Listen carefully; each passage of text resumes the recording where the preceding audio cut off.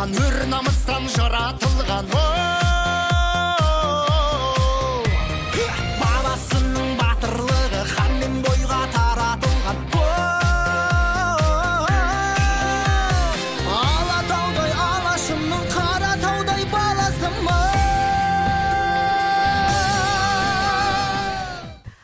Құрметті бизнес бастау Шымкент қаласының студенттері, түлектері бүгін басымыз жиналып қапты. Өзіміз бір ашық жарқын бейресми әңгіме айтайық деп сіздерді шақырып отырық. Ергеннің ашқан бір кафесінде.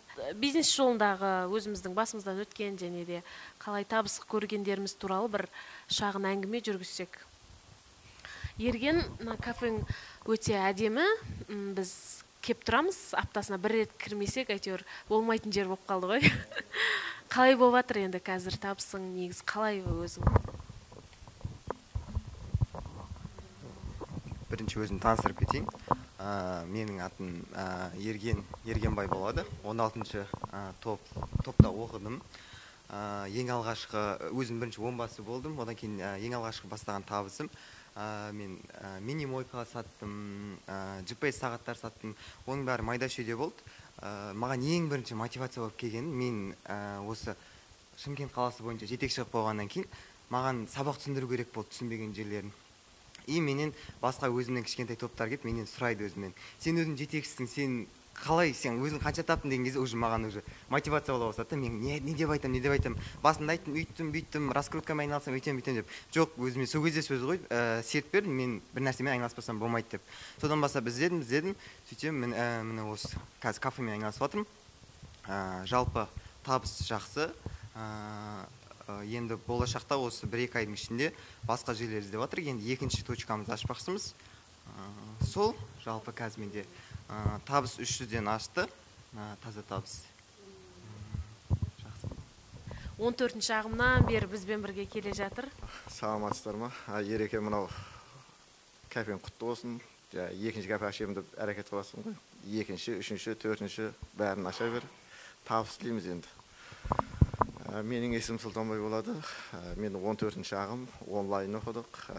Мынау біріншіден бизнес бақтау мектебіне Ахметбек мырзаға рахмет айтқым келеді. Енді бірінші басынан бастайық, біз оқыған кез 14-ші ағым онлайн болды. Январ айында бастадық. Мен өзім Төрткүл ауылында болдым. Қазірге қарағанда бизнес бастаудың айырмашылығы жер мен көктей. Себебі бұл кезде офис болған жоқ, бұнда жетекші де болған жоқ. Онбасы бар, оның қаяқта екенін де білмейсің. Төрткүлде жалғыз өзің сұрайтын адамың жоқ, мысалы. Бір далада қалған адам сияқтысың, но бірақ сабақ жүріп жатыр. Азанда ерте тұрып жаңағы сабақты тыңдайсың, көресің. Сонымен әйтеуір тіршілігімізді жасадық. Сөйерде бұрын енді өзім бүйтіп ауылда болған екен, жаңағы егісек, анау-мынау болды, біреудің затын сатып. Былайша айтқанда бір жол іздеп жүрген адам тұғымын. Бір нақты бүйтіп осы бір нәрсемен ұстап, енді жаста келіп қалды. Осы өміріміздің аяғына дейін бір нәрсені бір жаңа мықтап ұстасақ деп жүрдік. Алдында ютубтан неден көріп жүрдім, тыңдап жүрдім, бірақ компьютерді білмеймін, нарада мен үйрететін адам жоқ. Сөйтіп жүрген кезінде январ айында сырттағы бала-шағам бәрі үйге жаңағы демалысқа келіп тағын. Тур январдың үшінде жаңа сабақ басталды. Мына бала-шаға бар кезде пайдаланып қалайын деген оймен тәуекелді бастап кеттім. Бірінші интенсивте осындай неше таңдаңдар деді. Үлкен балам тұрттағын, мына бір нәрсе хит болып жатыр, әлі Қазақстанда жоқ деп, бір мен өмір өзім көрмегем. Машинаның ұрылған жерін түзейтін бір инструментті көрсетті. Видеоролигін көрдім. Жалпы ұнады енді. Бұрын трактор айдағанбыз, шофер болғанбыз, темірге жақынбыз ғой. Сосын қарасақ, маржасы да дұрыс екен, звондап білдік. Тәуекел болсын салайық дедік тағын. Енді біз сөз жердегі менің бір өзім ұтқан нәрсем, ешқандай қорықпай, тарынбай, випке бірақ ұрдық. Кәдімгі Оликстен випке бірақ қойдық. Қалай қойғаннан бастап звоноктар келе бастады. Бір тиын ақша жоқ. Соны ана-яқа жүгіріп жүріп, жаңа 13 күні нені біреудің ақша салып заказ жібердік. Жіберіп алғаннан кейін тағы мынандай қызық болды. Әптен Қытайдың заты нашар деп соған үйреніп қалғанбыз ғой. біреуден қарыз алып ол 13-түкті затқа жіберіп қойдық. Ол енді қандай зат келеді, өмір ұстап көрмеген, оны қандай қылып жұмыс істеуді де білмейсің. Мысалы әңгіменің ашығын мен бүйтіп машина жөндеп жүрген адам емеспін ғой. Ал анау жаңа зат, одан кейін тағы бір нәрсе, менен басқа ешкімде ана жерде рекламада айналысып жатқан ешкім жоқ. Сонымен күдіктеніп жүрдім, ана Жазира деген қыздығын, жаңа эксперт Жазираға звондадым. Жазира, ана өзі қандай, сапасы қандай десем, ол айтады, аға, оны сізден басқа ешкім заказ бермеген. Біз білмейміз, бірақ аға, сіз жаңаға уайымдамаңыз, біз андай арзан, нашар затқа заказ бермейміз. О жағынан қам жемей қойыңыз. Мен жаңа заводтың бәрін көріп, не қып, орташасына заказ бердік. О жағынан қам жемеңіз деді. Анан естігеннен кейін де шамалы енді көңіл орнына тынышталып қалдық. Бірақ кісілер звондайды, анандай ма, мынандай ма, оны өзің ұстап көрмеген екен, қаяқтан білесің оны. Содан енді звонокқа жауап беру керек қой. Сөйтіп, енді Құдайға шүкір, қазір жаңағы YouTube деген бар ғой. Сол YouTube-қа кіріп, ана туралы, жаңағы зат туралы, кәдімгі Россияда көп екен олар. Соны қайта-қайта тыңдай бердім. Ана сұрақ түседі, сол жөнінен ана YouTube-қа кіремін, дағын тыңдаймын. Сұрақ түседі, YouTube-қа кіремін, жаңағын тыңдаймын. Сөйтіп, ана затын келем дегенше былай шыққанда ана затты әжіп жорақ біліп алдым. Содан зат келді, ашып көрдім. Жоқ, качествосы былай шыққанда, енді менің де ойым жаңа Қытайдың қайбір оңған заты бар дегендей неде жүретін тұғым. Жоқ, зат өте керемет болып шықты. Бизнес бастауының эксперт тобынан алдым. О командаға рахмет. Зат кейіннен жаңа затты қолмастап көргеннен кейін енді айтып отырмын, бұрын тракторист болдым, шофер болдым, темір танимыз ғой. Кейіннен звондаған кісілерге гарантиясы вечный деп айтатын болдым. Гарантиясы вечный, егерде өзің жаңағы бір бүлдіріп, ана қолдан бүлдірмесің, кандай кәдімгі стальной темірден істелінген өте мықты зат екен. Не керек? Оның бәрі сол жаңағы енді мынау Ахмет Өкмірді айтады ғой. Жаңағы тоқпа сал деп айтады. Сол топ емес, біз жаңағы вибіне бірақ салғанның арқасында бәрі бірдей сатылып кетті. Үстінде, одан кейін мен бұны бәрі неге айтып отырмын? Өйткені өзімнің басынан өткен қателікті айтып отырған себебі мынау басқаларға сабақ болсын деген оймен айтып отырмын да. Одан кейін тағы бір қызық болды, ол енді минимойк сатқан кезде болды. Оны да айтып өтейін. Мынандай болды, минимойка жаңағы заказ жібердік. Мынау енді шамалы заказ келмегенше уақыт керек. Тура ананы келгенше асығып кетесің. Сонымен заказ келді, минимойка алдық тағын апыр топыр өзіміз білгенімше видеоролик түсіріп тағын таргетингке салдық та жібердік. Мына жерде мынандай болды, бір күннің ішінде 5000-ға жуық адам көрген. 500 адам клик басқан, бірақ бірде-бір заказ жоқ. Енді содан Ахмет Өкмірді айтады ғой, дұрыс нәрсені дұрыс жасау керек деп. Өзі бір күнге қойғанбыз. Мысалы, былай өздеріңіз ойлап қарасаңыздар, 5000 адам көрсе, ол 5000 адам еріккеннен көрген жоқ. 500 адам клик басы, ол адамда бекерден енді еріккеннен клик басқан жоқ. Бұл жерде қателік өзімізден, бір нәрсе дұрыс болмай тұр. Сонымен ананы бітеп, қайтадан таргетингте, видеороликте жазғандарын қарап отырып, анализ жасадым. Видеоролик өзіме ұнамады. Асығыс түсірілген. Не істеу керек? Енді мына бизнес бастаудың басқа бизнестерден тағы бар артықшылығы мынандай болды. Бізде өзіміздің чат бар. Осы видеоролик дұрыс емес деген оймен видеороликті алдым да чатқа салдым. Сөйтіп астына жаздым. Ағайындар, сіздерден өтініш, мен мынандай жаңа видеороликті жіберіп едім, осындай болды, заказ түспеді, заяпқа жоқ. Мынаның қателігі маған айтып беріңіздерші деп өтініш жасап чатқа салдым. Рахмет сол жердегі кісілерге.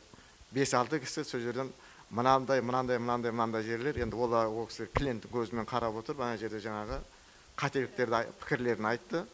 Тура өзім ойым дұрыс болды. Бәрінің айтқаны мына видеоролигіңіз нашар деді. Сонымен осы ол кезде бізде Шымкентте офис ашылып қойған. Офиске жаңағы нені алып келіп, сол жерде сол бизнес бастайтын жігіттермен қайтадан видеоролик түсіріп, видеороликті біз жаңағы қателік кетті ғой, енді сол видеороликті алдындағы таргетингке салмай неге қайтып салдым чатқа. Мынаны көріңіздерші, қанды. Көрген кісілердің бәрі мына видеоролик жақсы, жіберуіңізге болады, бұдан ұялмайсыңыз деді. Сол видеороликті екінші мәрте қайтып жібердім. Уже екінші берген кезде көрілім бәрі жақсы, заявка да жақсы, но бірақ бәрібір бірдеңе жетпейтін сияқты. Жайлап сатыла бастады. Но бірдеңе жетпейтін сияқты. Содан енді Таразда бір Жамбыл деген жігіт бар, өзімен бірге 14-ші ағымда онлайн оқыған. Сол екеуміз постоянно жаңағы пікір алысып, бір-біріміздің ақыл кеңес сұрамыз. Оған да жаңағы видеоролик жібергем, таргетте жаңағы тақырыпшаны бәрін жібергем. Сосын Жамбылға звондадым, Жамбыл мына жерде маған тағы да бір нәрсе ұнамай жатыр. Давай екеуміз ақылдасып отырып мынаны дұрыстайық. Сен не алып, не қосасың деп екеуміз отырып та сол жерде ғана видеороликтағы жебедегі нені ауыстырдық.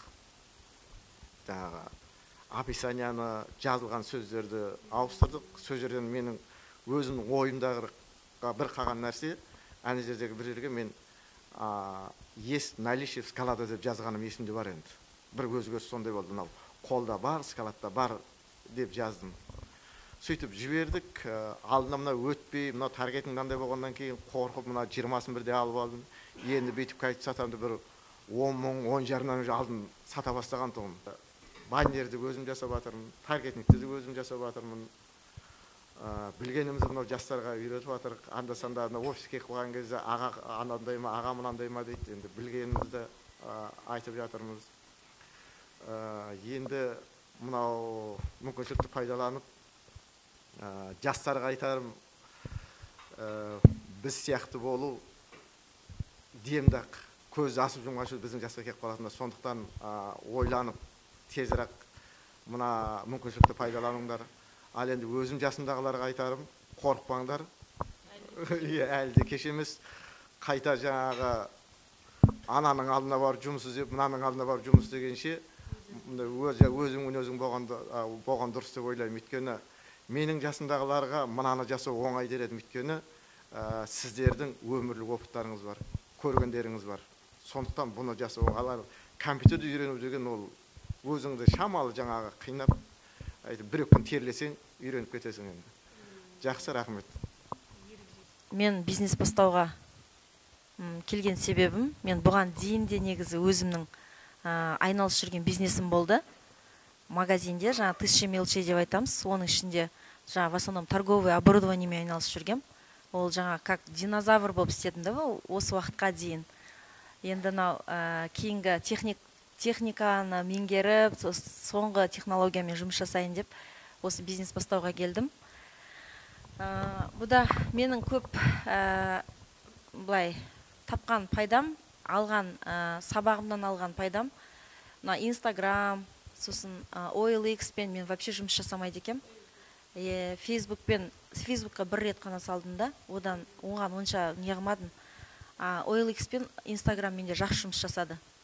И әлі де жұмыс жасап жатырмыз сонымен. Таргетингке де салдым. Таргетингте жаңағы тоже жақсы нелер, табыстар, заказдар түсе бастады. Осыған дейінгі мысалы мен табысым миллионға дейін болса, мен осы 2 айдың ішінде 2 миллионға жеткіземін деген нем бар еді, сөз декларация қабылдағам. Сон Құдай қаласа сол 2 миллионға жақындап қалдым. Дәл қазір енді жеттім деп айта алмаймын, бірақ күнде күн ара менде заказ болып жатыр. Бір күнде мысалы OLX-пен неден бір заказ, 2 заказ түсетін болса Инстаграмнан, келесі күнде мысалы басқа таргетингтен заказ алып, әлде де қазір жүріп жатыр. Соны енді қазір где-то 1,8 миллион дейін мен уже табыс тауып қойдым. Енді Құдай қаласа одан ары қарай да дамытамыз деген ойдамыз, жұмыс жасап жатырмын. Жалпы бизнес бастаудан алған әсерім, алған пайдам өте көп деп айта аламын. Сол. Жалпы бизнес саласында бұған дейін келгенсіз ғой? Иә, мен бұған дейін.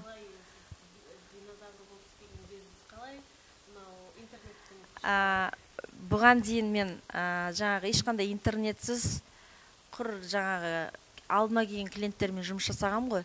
Енді осы интернетпен жұмыс жасағалы бері мен в основном телефонда отыратын болдым. телефонда клиентке жауап берем. Тіпті көргісі келетін адамдарды в основном клиентті шақырам. Олар келіп алып кетіп жатады. Бұрынғыдан кәдімгідей клиенттерім көбейіп білінеді уже. Бұрын мысалы телефонмен мен вообще жұмыс жасамағам. Қазір енді барлық жерге телефонымызды беріп тастағанбыз. Қазір алаңсыз отырып телефонда то Инстаграмға жауап берем, то OLX-тан звондаған адамға жауап берем. И сол арқылы клиенттеріміз кәдімгі келіп жатыр. Жақсы, вообще жақсы. Иә, қазір өзгерісіміз сол болып жатыр. И мен жаңа клиентті шақырам. Ол клиент болмаса заказды қабылдап алып қалам. Қазақстанның жаңа Атырау облыстарына в основном көбірек жібереміз. Сосын Қызылордадан көп клиенттер заказ жасап жатыр. Біз өзі бір 5 қалаға ма заказ андай не жібергенбіз. Не дейді? Жоқ, 5 қалаға жаңағы таргетинг жібердік та. В основном бізден көбірек Алатау деген қалаларға, сол қалалардан көп звондап жатыр қазір. Әсіресе Атыраудан көп келеді. Құлсары дейді, иә, сол нелерге. Қазір де мен жаңа отырып жаңа Құлсарыдан тағы заказ қабылдадым. Жаман емес, жалпы. Иә, жұмысымыз болып жатыр. Жақсы осы бизнес бастаудан көп нәтиже шығып жатыр. Әлі де шығара береміз. Құда қаласа. Кісі енді ағайға бір өзінің сыйлығын сыйлап келген әпкеміз қазір қандай нәтижеде екен? Кеш жарық. Мен осы бизнес бастауға қалай келген туралы айтып берейін да. Мен негізі нөлден бастадым. Ешқандай бизнесім жоқ, артық капиталым жоқ. Бұл бизнес жаңағы бизнесті іздеуім, соған келуімнің бірден бір себебі менің 2 балам болды. Себебі мен үйде отырдым, жаңағы тұрмыстан кейін 2 баламен үйде отырып қалдым біраз жылдар бойы. Сөйтіп 3-4 жыл отырып, содан кейін жұмыс іздеуге тура келді.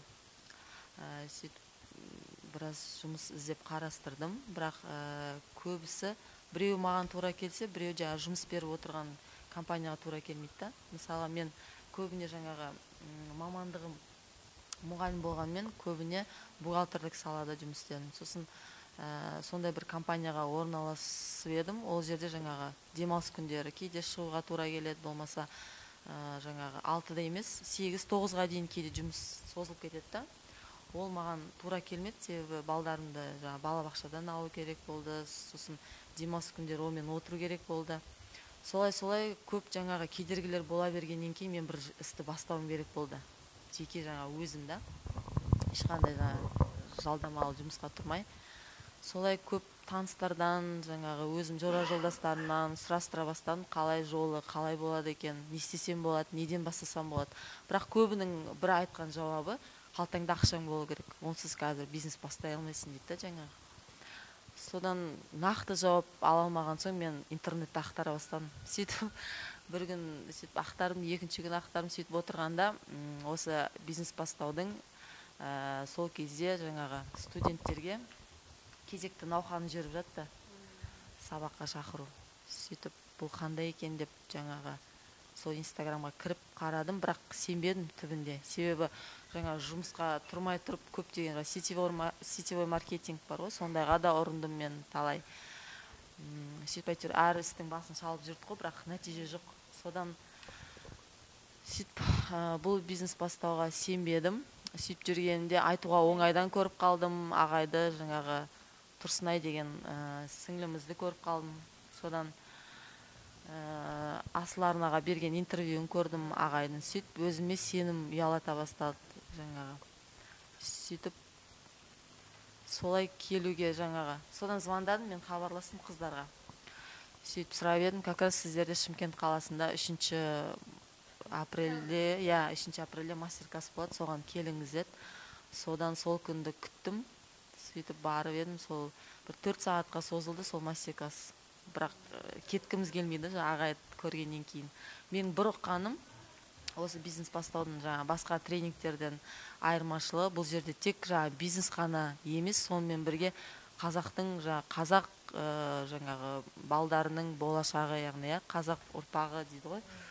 Солардың болашағы, қалай осы қазақтың жаңағы жастарын қалай бизнеске тәрбиелеу, қалай алып келу, көптеген жалқау әдеттерінен құтылу, сондай менде мені қызықтырды.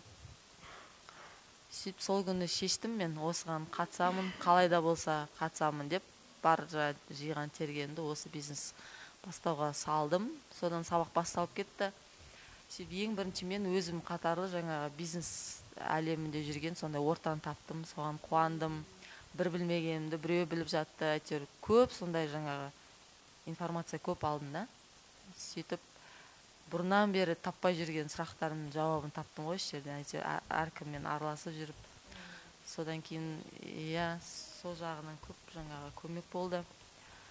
Сөйтіп ағайдың бір сөзі бар ғой, өздерің жаңағы осы оқуға келген кезде міндетті түрде 1-2 аптаның ішінде жаңағы оқуға берген ақшаларын қайтарып алу керексіңдер. Сондай мақсат қойдым, келе салысымен соны қайтарып алам деп. Сондай моментте жаңағы тура сондай кезде бір танысымыз маған күміс предлагать етті, осыны сатып берші деп. Негіз маған емес, мамама алып келді да. Менің әке-шешем өзі саудамен айналысады көптен бұрын, бірақ динозаврда жаңағы интернеттен хабар жоқ. Содан соны мен сол как раз сол маған үлкен не болды. Соны алдында сразу интернетке сала бастадым. OLX-қа қойдым, жаңағы одан кейін как тәсілін қолдандым, көп адамға көрсеттім. Солай мен 2 аптаның ішінде оқудың ақшасын қайтарып алдым.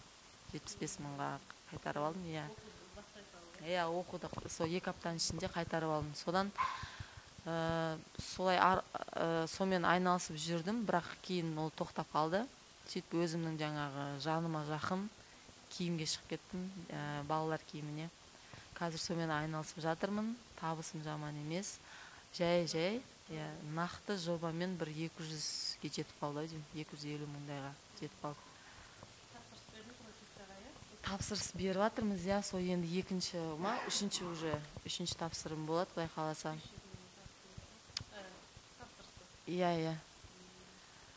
Сол командама адам жинап жатырмын. Ағайдың айтатын сөзі бар ғой, жаңағы ағайдың жалпы қазақтарда айтатын сөз бар ғой, жалғыздың шаңы шықпас деген. Сондықтан жаңағы көбіне команда жинап жатырмын қасыма. Бизнес бастау мектебінен менің де енді Шымкент қаласының өкілі ретінде айтарым өте көп. Өзімді бір жас болсам да дұрыс жағынан тәрбиелеуге тырысып, қалай сапалы өмір сүру керектігін Ахметбек аға бізге бір әкемізде үйретіп жатыр. Ол кісінің бір қазаққа жаны ашығаны, бізді қатты қадалап, бізге керек нәрсені ол кісі бізге шырылдап үйреткенде біз ұялып кетеміз. Келешекке нақты жоспар құра алуға, сапалы өмір сүруге осы бизнес бастауға келіңіздер.